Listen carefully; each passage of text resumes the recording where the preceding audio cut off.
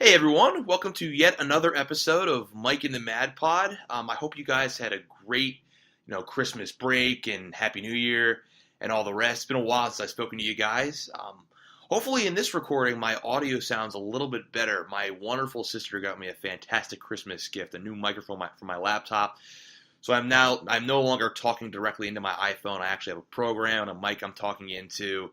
So hopefully you guys can hear me a little clearer. Now, last week or so, I teased the idea that I wanted to talk about LeVar Ball and this idea of paying collegiate athletes, specifically college basketball. And I will get to that, but I really want to dedicate the month of January to talking about the NFL playoffs. To me, it's one of the most exciting times of the year if your team is lucky enough to be in the playoffs. Unfortunately for me, the Dallas Cowboys did not make the playoffs. Another dopey 9-7/8-8 year for the Cowboys where they're successful and they lose, but I'll save that for another time. So I will talk about LeVar Ball in February. I want to focus right now on the NFL playoffs.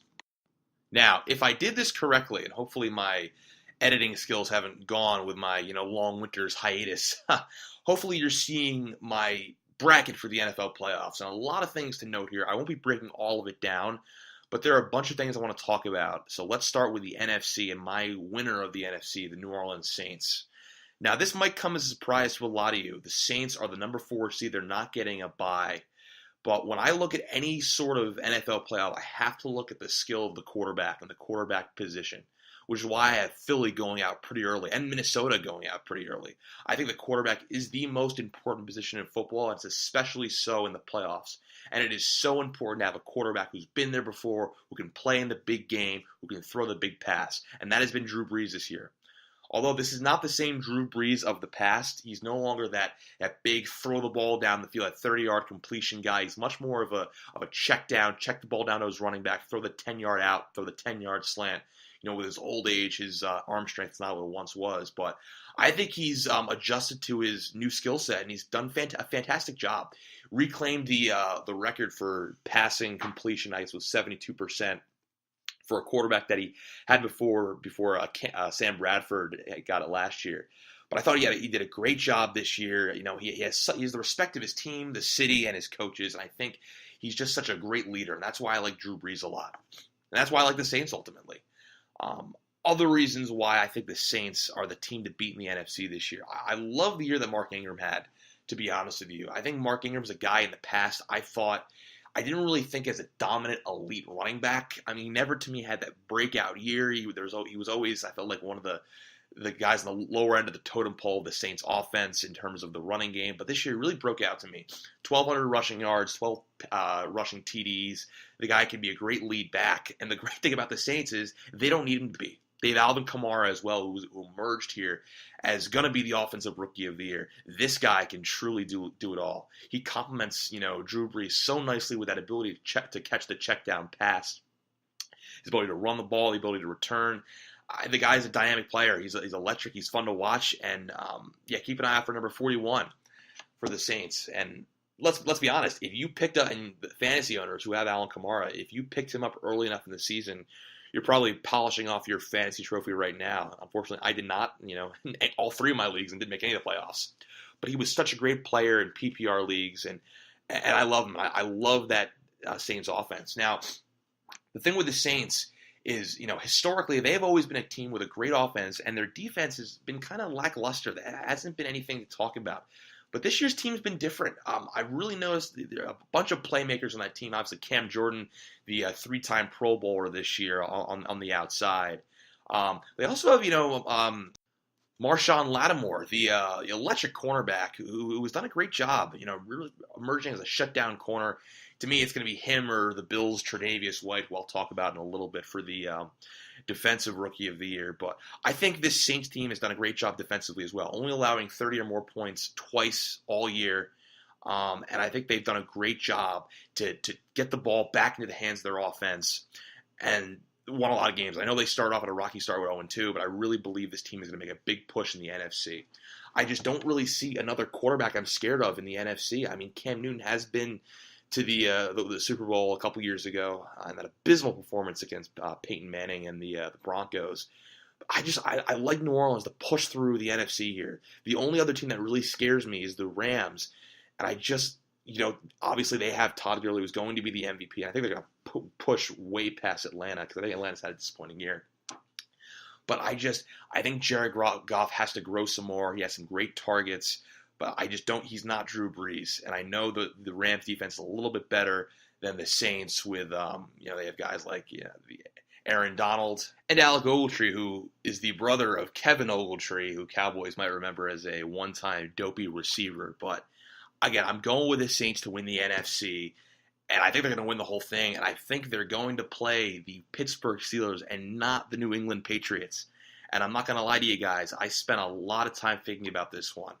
Because in this modern era, these last 10, 15 years, or especially 10 years, it is very hard to pick against Tom Brady for obvious reasons. He is unequivocally the greatest quarterback of all time. And I will debate anyone who says otherwise. And again, a topic for another video. He's the best. I don't care what anyone else says. But to me, I think when you look at the team, I think the Steelers are a better offensive team. Now, I think they're better defensively as well. Now, they have been a little bit cooler on the defensive side compared to the Patriots, who've been playing a little bit better defensively. But I love Le'Veon Bell, Antonio Brown, if Brown plays hopefully, and Ben Roethlisberger. I just love the team. I think they're going to come hungry after their loss at home and that ridiculous no catch call by the tight end there. But I think they're going to come hungry for this game. I think New England's proven that they can lose at home. This is no longer the dominant team, even though they need to go 6-2 at home. This is no longer the Goliath of a team that plays at home in Foxborough. They lost to Carolina and Kansas City beginning of the year, and I know both those teams are very good and they're in the playoffs. But I like Pittsburgh in this one, and to me, the fact that really pushed this decision over the edge was the chaos that is emerging between owner Robert Kraft, Bill Belichick, and Tom Brady. And how cracks are emerging in that great triumvirate of talent and brilliance there in Foxborough. And it just seems like, Kraft and Belichick are at war for different reasons. I read some article that said Alex Guerrero, Brady's trainer, is to blame for the dispute. I think it's kind of ridiculous. I think, one of the big problems is Brady didn't want to trade Belichick didn't want to trade Garoppolo, and for obvious reasons, and he was absolutely right. So I look at those issues, and I think the Patriots are going to lose this one. I do. And I think we're going to see a Steelers-Saints Super Bowl, and I think the Saints are going to take it home. Now, the amazing fact to me, and I'll give some kind of shout-out to whoever guesses this question right if they want to write in the comment section below, or if any of you guys made it 7 minutes, 30 seconds into this video. But I'm going to ask a little trivia question here. So, and the reason I bring this up now is I talk about the AFC.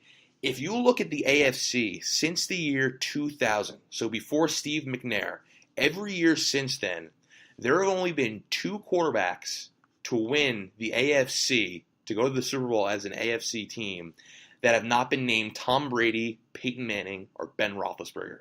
Isn't that something? So if you can name me the teams and players, the 2 quarterbacks, I'll give you some kind of shout out. I don't really have, prize money to get you. Maybe when the show really takes off, I'll give you some kind of, prize. But, comment if you can guess that trivia question right. Maybe I'll make this a weekly thing. I like this a lot. All right, so now you see here my official picks. This is everything I have going on the week. This is kind of like my NCAA bracket, except this time I'm not actually guessing. I have an inclination of what I think the picks are going to be. But what I'm going to plan on doing is this is the bracket. This is my general outline. But I'm going to modify my picks the next 4 weeks. Again, like I said, this whole month is going to be devoted to the NFL playoffs. So let's get into some of these picks here. And the first one I want to talk about is Buffalo at Jacksonville. And this is my only upset this week. Yeah, it's my only upset of this week, and it's kind of crazy when I think about it. It's even more crazy. Buffalo has had so many problems this year. They had the quarterback controversy with Tyrod Taylor, where they took him out for one game, I don't even know what the guy's name is, but he threw 5 interceptions in the first half, and they quickly went back to Tyrod. But they had that issue. They have LaShawn McCoy, who is questionable. I don't know what his status is at the time of this video, even though I'm sure they'll release it pretty soon because they're playing soon. I don't know if he's going to play. And I just don't. They snuck into the playoffs. I really believe that this was the Chargers' year to make the playoffs, and the Bills just snuck in. And I heard some rumor that the Bills ownership sent buffalo wings to Cincinnati for the Bengals really clinching their playoff spot. But you get Buffalo in Jacksonville. I'm going to go with Buffalo here. Buffalo is getting, at the time of this video, they're getting 8 points. And you know what? I I like that a lot because I think Jacksonville is not the kind of team to score a lot of points, really run up the score. I don't like Blake Bortles. I think Jacksonville's a very defense-heavy team, defense first with the cornerbacks, Jalen Ramsey and AJ Bouye, I think it's how you say his name. Those two guys are electric out there. I don't think there's going to be a lot of points in this game, so I'm going to pick Buffalo +8. But I think they're going to win the game outright, but I'm going to take those 8 points. And, if I was a betting man, which I am, which I have become in the last couple weeks, I would take Buffalo +8, and I would tease that with the under. Again, points are going to be a premium here. You have two teams that really don't score a lot of points. Jacksonville, if Leonard Fournette gets going, he'll make up the majority of that offense. But I think this is going to be a game where we could see like a 10-7 game in Jacksonville, which might be having snow right now, actually, because I think they got snow down there. Give me Buffalo +8.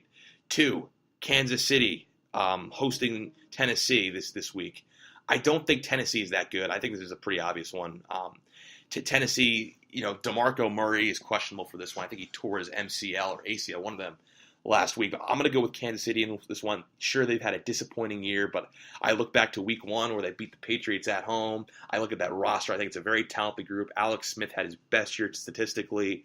They have a lot of ways they can win. And I said very similar things to them against the Giants. And the Giants beat them, what was it, 12-9. So, again, it's all a crapshoot anyway. But I'm going to go with the Chiefs here. Now, again, at the time of this video, the Chiefs are 8.5-point favorites, which is a lot. Again, I don't like giving a lot of points. If I'm going to give points, I'd much rather be less than a touchdown. But in this game, I'm not going to make an exception here. I'm going to make an exception. I think the Chiefs win this one easily this week. Again, I just don't really see what the Titans do really, really well. I don't love Mariota. Again, he's kind of like that Russell Wilson-esque kind of quarterback. He doesn't have a lot of offensive targets. So give me the Chiefs to win this one. I think they just have a better roster. Other games, like I said, the Rams are 5.5-point favorites against the Falcons. Falcons very much to me are like the Chiefs, a team that I thought really underachieved this year. A very, very talented roster, and the Falcons much more so. To come in as the 6th seed, I expected a little more from that team, especially, maybe there's a hangover after the Super Bowl or whatever you call it. The Rams are 5.5-point favorites, but I think the Rams, again, kick their booty here. I think I'm going to go with the Rams, scoring big in this one, a lot of offense. Give it to Todd Gurley, who I think has scored like 15 touchdowns in the last 5 games. So if the Rams ride Gurley all the way and they trust their defense and they can limit Matt Ryan, who really has had an underwhelming year, if you ask me, the reigning MVP, I'm going with the Rams in this one, -5.5. And the final game, again, my Super Bowl champions are 6.5-point favorites to the Carolina. Now, this is another tough one because, like I said, I did 5 minutes talking about how much I love the Saints this year. 6.5-point favorites is a lot, and I'm going to have to do some kind of teaser with this one because I'm worried that this is going to be a lot of offense. Although I have said the Saints defense is great, I'm worried again they're going to allow a lot of points to Cam Newton. So give me the Saints. I got to tease that down. I might tease that down to 0.5, but for the purpose of this video, I won't get it too complicated. Give me the Saints at -6.5, but for my wagers in a little bit, I'm gonna make that an even 0.5, just because I think the Saints are gonna win. But 6.5 points is a lot to give to a good Carolina offense. But anyway, those are my picks for this week. Just some final notes, guys. I mean, this is exciting. It's an exciting time. I love the NFL playoffs again. Would have been better if I had a dog in this fight, but it's just such a time where it's a one-game playoff. Everything changes on a whim. There's so much momentum. It's not like other sports like baseball or basketball or hockey where it's a 5-7 game series. This is one game to move on, and I love it. It's going to be great, which is why, again, I have some topics for February, and one of them is going to be LeVar Ball and the whole college basketball paying the athletes situation. I will get there, but I want to say that for February again because I'm a baseball, football guy, and February is my least favorite month because none of those sports are active besides the first week with the Super Bowl. But anyway, guys, thanks so much once again for tuning in, and tune in next week where, again, if you guys can get that trivia question right, I'll give you some kind of shout-out in this video, and I'll think of another question because I like this. This is what we're going to keep doing. Take care, guys. Thanks so much.